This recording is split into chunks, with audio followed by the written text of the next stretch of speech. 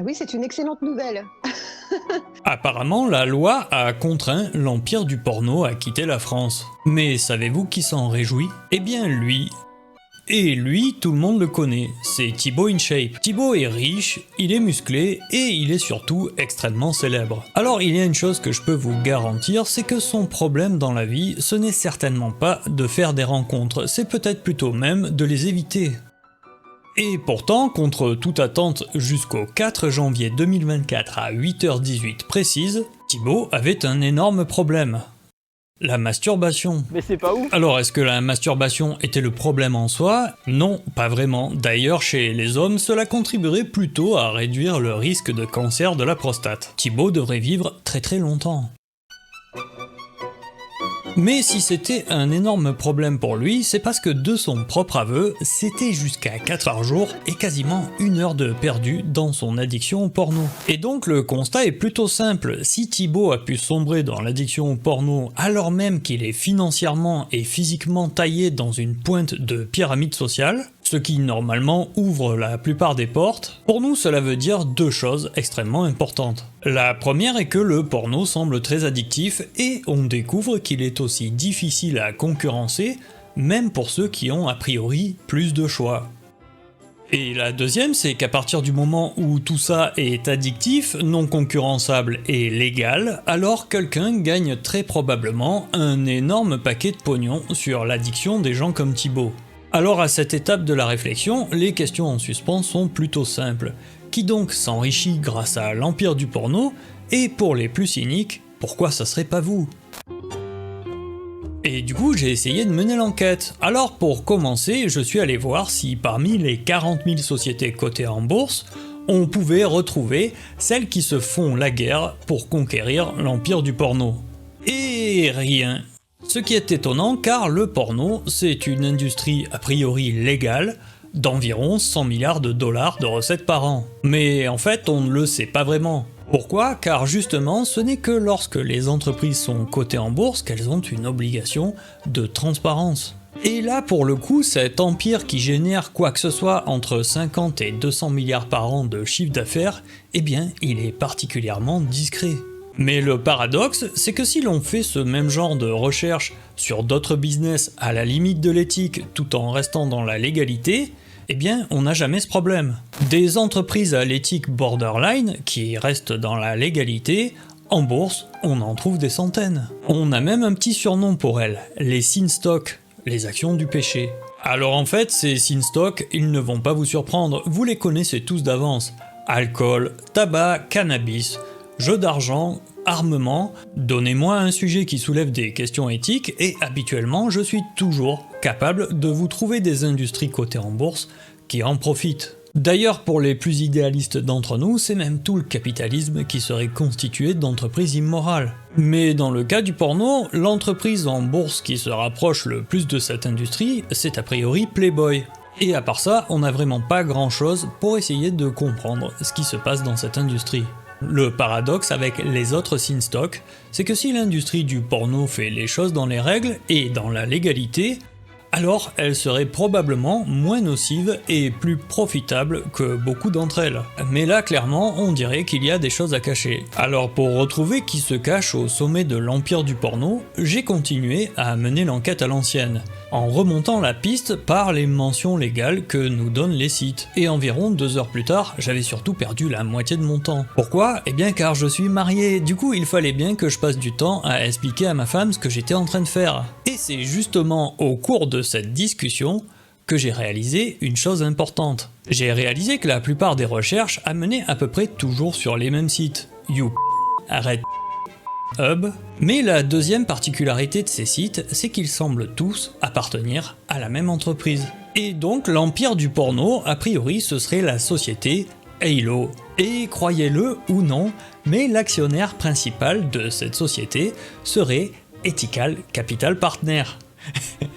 Oui, apparemment, les propriétaires s'appellent les associés du capital éthique. Et à la tête de cette holding se trouverait un très discret milliardaire, surnommé Bernard Bergemar et dont les apparitions publiques ou les photos sont plutôt extrêmement rares. Alors pour résumer en 30 secondes, au départ l'empire du porno de Bergemar, Ça commence un peu comme toutes les startups d'il y a 20 ans. En 2006, c'est deux potes de fac, Stéphane Manos et Wissam Youssef, qui créent la société Mansef. Et ils lancent des sites payants, tout ce qu'il y a de plus classique pour l'époque, le plus connu d'entre eux étant Browser. Et puis YouTube arrive, alors la société Mansef va copier le concept en lançant Hub et YouPorn. Et puis rapidement, ils vont tout vendre en 2010 à Fabian Tillman, qui lui fusionnera ses actifs et rebaptisera l'empire ainsi constitué Manwin. Et seulement 3 ans plus tard, c'est le fameux Bernard qui récupère l'empire. Et 20 ans après ses débuts, l'empire du porno a changé plusieurs fois de nom, Mansef, Manwin, ManGeek et maintenant Halo, mais a priori cela ferait 13 ans que Bernard Bergemar le posséderait et qu'il n'a plus vraiment changé. Alors si comme moi vous vous demandez quelle est la différence entre la société Halo de 2025 et ce qu'elle était en 2013 quand elle s'appelait MindGeek, eh bien je vous répondrai qu'il n'y en a pas beaucoup. A priori la différence entre les deux est aussi fine que l'épaisseur d'un mur de prison. Le plus gros problème pour l'empire du porno, a priori ce ne sont pas ces bagarres avec l'État français concernant le statut du bouton « J'ai plus de 18 ans ». Ce qui expliquerait la discrétion de son PDG et les changements de nom répétitifs, c'est plutôt la campagne qu'a faite Traffic Hub, une ONG qui a notamment accusé Hub de diffuser des contenus illégaux. Illégaux comment? Eh bien a priori dans toutes les catégories considérées comme illégales par la loi. Et à la sortie, Hub avait même supprimé plus de 9 millions de vidéos non vérifiées. Alors est-ce que l'empire du porno était coupable? Eh bien, à ma connaissance, on ne sait pas. En tout cas, on sait qu'il a également porté plainte pour diffamation. Le retrait des vidéos et les changements de nom, c'était surtout à cause des partenaires comme Visa et Mastercard qui avaient suspendu leur service de paiement pour ces plateformes quand l'affaire a éclaté. Alors aujourd'hui, le pire ennemi de Thibaut InShape, Bernard Bergemar, suspend l'activité de ces sites en France car il est désormais contraint de vérifier l'identité des visiteurs pour s'assurer qu'ils ont bien l'âge légal. Et du coup, on en revient au tristement habituel débat entre la responsabilité individuelle et la liberté qu'elle procure, versus l'intrusion du gouvernement dans la vie privée et dans la restriction de liberté, sous des prétextes de protection de personnes vulnérables, mais qui sont sous la responsabilité de leurs parents.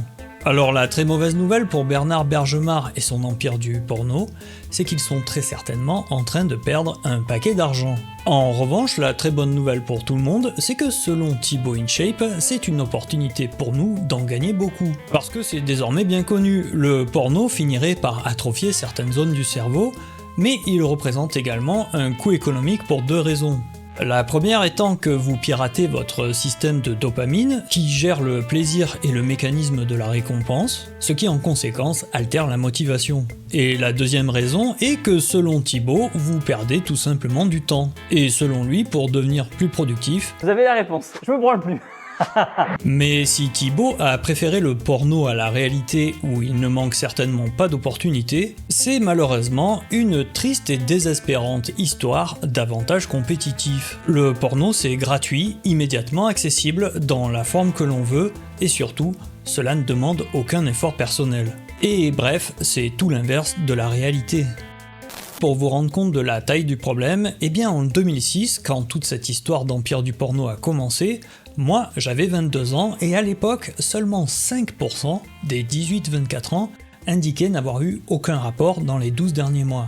Mais apparemment, cette statistique, aujourd'hui, cela concerne quasiment une personne sur 2, 45%, des moins de 30 ans. Et pendant ce temps-là, l'empire de Bergemar est monté lui à 42 milliards de visites par an. Et le problème est même devenu physique. Aujourd'hui, un tiers des hommes justifie l'absence de rapport par une inquiétude sur la taille de leur tub ou leur possible non-performance. Ce qui est normal si ils passent leur temps depuis leur adolescence à se comparer aux infatigables 20 cm de Manuel Ferrara. Le problème, ce sont les répercussions physiques. On trouverait autant de troubles érectiles chez les moins de 30 ans que chez les plus de 50 ans. Alors oui, le départ de l'empire du porno est peut-être une incroyable opportunité financière. En tout cas, cela promet d'être une expérience sociale à grande échelle, comme nulle autre auparavant.